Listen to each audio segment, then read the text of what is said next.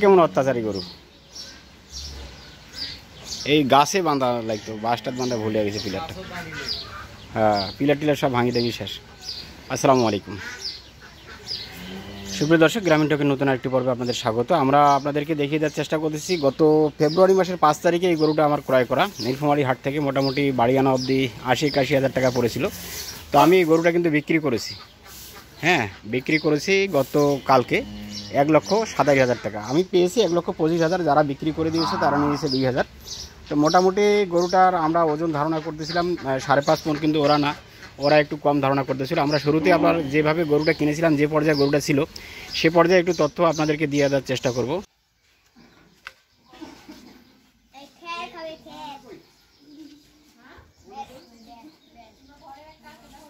তো আমরা তথ্যসূত্রে যে 9 সেকেন্ডের একটা ভিডিও এই গরুটা রয়েছে, সেটা কিন্তু মার্চের 1 তারিখে, মানে ফেব্রুয়ারির 5 তারিখে কেনার পর মার্চের 1 তারিখে যে ভিডিওটা ধারণ করা আছে, তারপরে কিন্তু আমরা এই 1 মাস পরে আমরা গরুটা আপনাদেরকে দেখিয়ে দেওয়ার চেষ্টা করেছিলাম। মানে যখন কিনেছিলাম তখন আরও হ্যাংলা পাতলা শুকনা ছিল।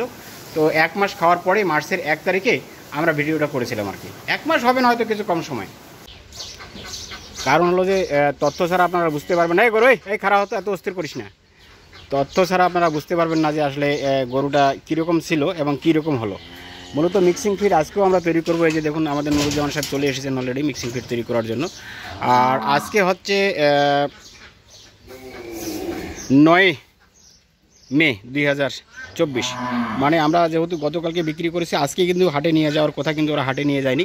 ওরা স্থানীয় একটা কসাই পাটিকে দিয়েছিল, যার প্রেক্ষিতে আসলে এখনও নিয়ে যায়নি, হয়তো বিকেলবেলা নিয়ে যেতে পারে। আর আমরা আজকে দুপুরবেলা ঠিক ভিডিওটা করতেছিলাম।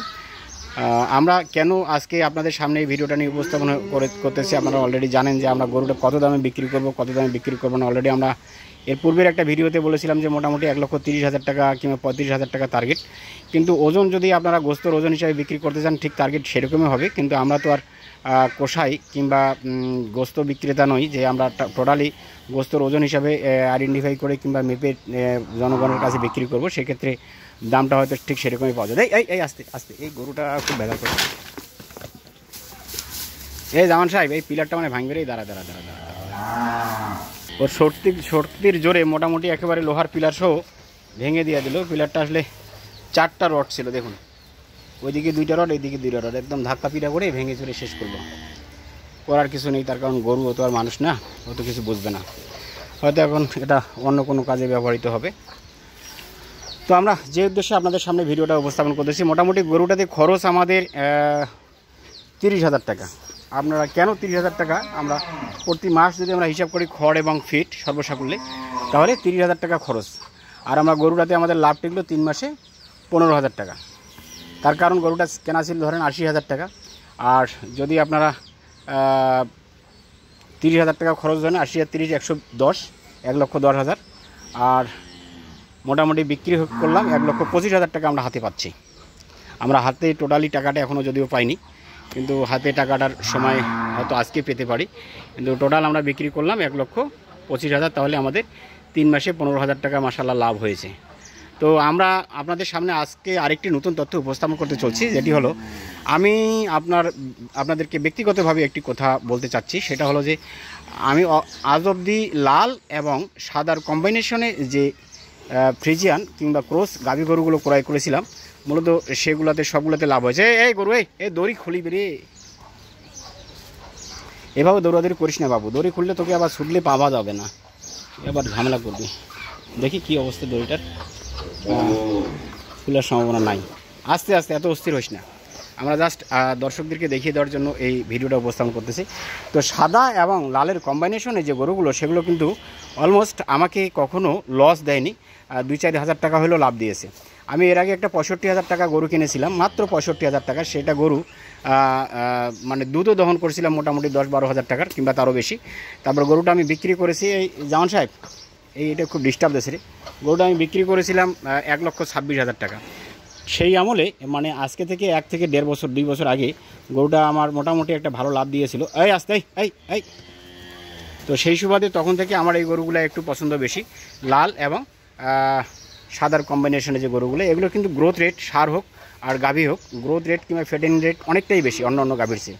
আমি বলছি ভ্যানটা একটু সামনে নিত, এটা অত্যাচার করেছে খুব, নাহলে আবার এই ভ্যানের এই জায়গায় লাগে দিয়া আর আবার গায়ে ক্ষত হয়ে যাবে, ক্ষত হলে তো সমস্যা, যেহেতু এখনও নেওয়া যায়নি পাটি।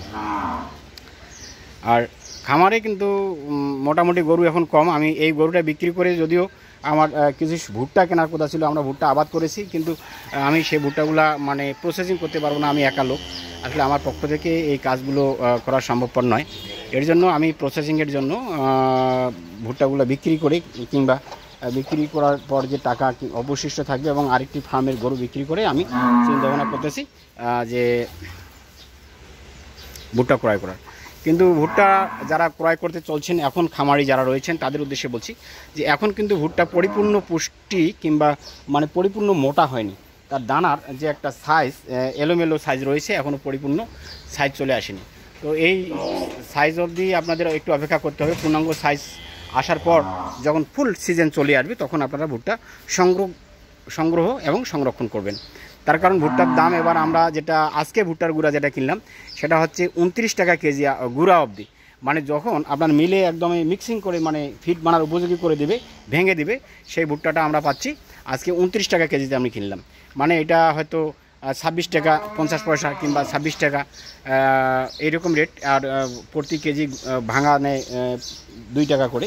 সেক্ষেত্রে অনেক সময় দেখা গেল যে একটু বেশিও নেয়, কেউ কেউ 2 টাকা 70 পয়সা কিংবা 2.5 টাকা পর্যন্ত ভাঙা নেয়, 2 টাকা 50 পয়সা পর্যন্ত ভুট্টার গুঁড়া ভাঙা নেয়, সেক্ষেত্রে দামটা একটু বেশি হয়।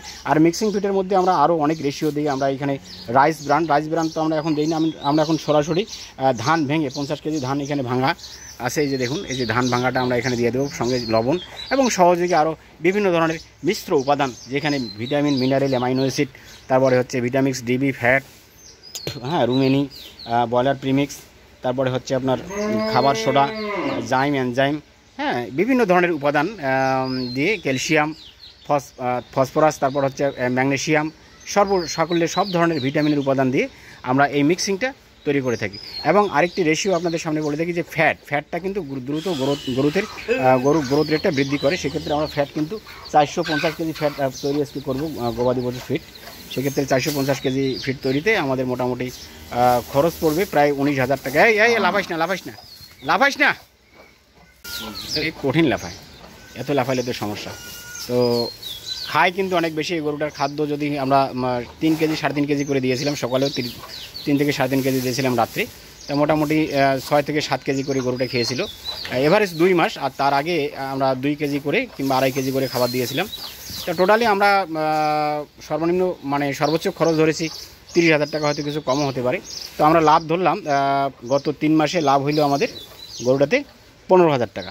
তো আসুন খামারি বন্ধুগণ, আমরা আপনাদের সামনে যে তথ্যগুলো উপস্থাপন করলাম, এই তথ্যগুলো আমরা অ্যাকচুয়ালি নিজস্ব যাদের ফার্ম রয়েছে তারা অবশ্য বুঝতে পারবেন, আদারওয়াইজ যাদের ফার্ম নাই তারা অবশ্য পরীক্ষা নিরীক্ষা করে বুঝতে পারবেন না।